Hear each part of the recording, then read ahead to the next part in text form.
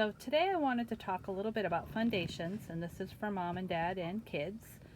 So you had a list in your packet, and I've seen pictures of kids reading the list and looking at the list, and that's very good practice. The list was mainly meant for parents for words, so this is an activity your child would do with you. So you have a couple choices when you're doing this. You want to pick 5 words off the list. Sometimes I go for a theme. Sometimes I try to find one with each vowel. These are all what are called CVC words.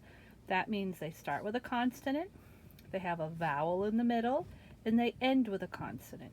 And this is really what we're looking to have the children tapping right now. This is where we start. All the vowels are short vowels in these words, which make it a little bit easier. And I always tell the kids I'm not trying to trick them. This is just practice to hear the sounds and be able to tell me what the sounds are. So as a parent, you want to pick a word off the list, and I'm going to pick the word fun at the bottom. So you pick the word fun, and you have a couple of choices now. You can, whoops, trying not to wobble here. You can do it a couple different ways. You can say to the child, what is this word? And you take your hand, where's my hand? And you tap it. And then tell them, see if they can blend it. So that's one way you can do the activity. It can be just a verbal activity. You just read the words off, you make the sounds, they blend it and tell you what they think the word is.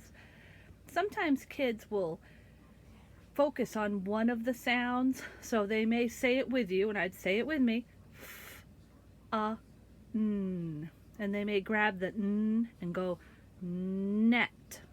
If that happens, you want to have them do it with you and tap it again, and then kind of start to do the blend with them and stretch out that first sound, and see if they can hear it. The more they hear it, the quicker they get at it.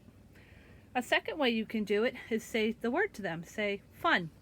Tap it for me and see if they can take the word fun and say, oops, my fingers aren't there,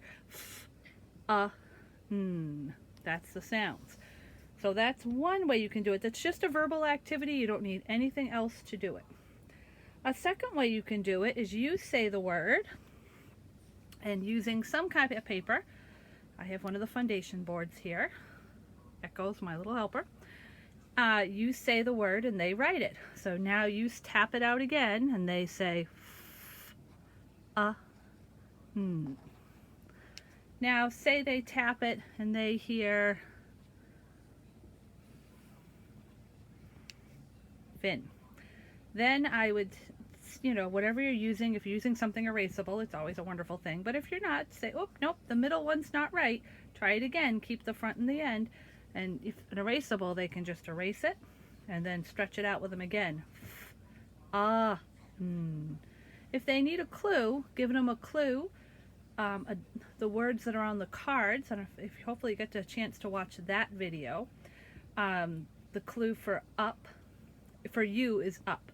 So if they're really having a hard time, that's the clue I would give them. Think up, and then hopefully they will get it. Another way you can do it, if you have some type of magnetic letters at home, is use a magnetic board.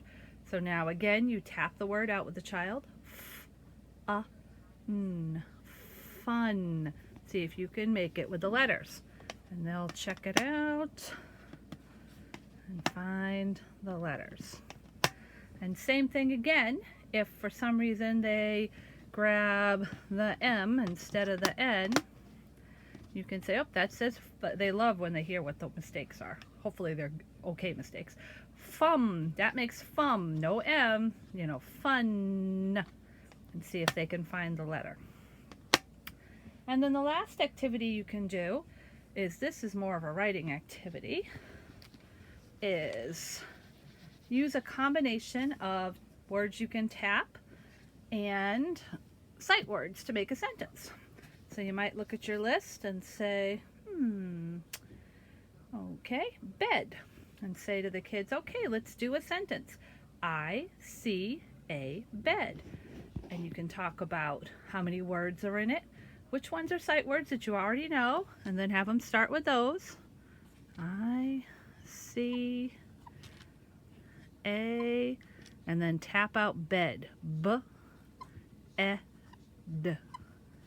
Remember to do the period at the end. So there's a lot of the words that would be useful for that. I like to dig. I like mud. I like to mix. I am mad. So there's a lot of different sentences you can make that let them kind of put those two skills together, the sight words and the tapping. And when you're doing this, I don't try to ever make it a sneaky activity. I'm always very clear. We're using sight words. Oh, before we even start, what is the word you have to tap? So it makes it very clear for them. And then as they need that support to tap the word, I would just keep tapping it with them, trying to emphasize the sounds. So I hope that gives you some ideas for other things you can do with both sight words and Fundations. Echo says, see you soon. Baby Echo.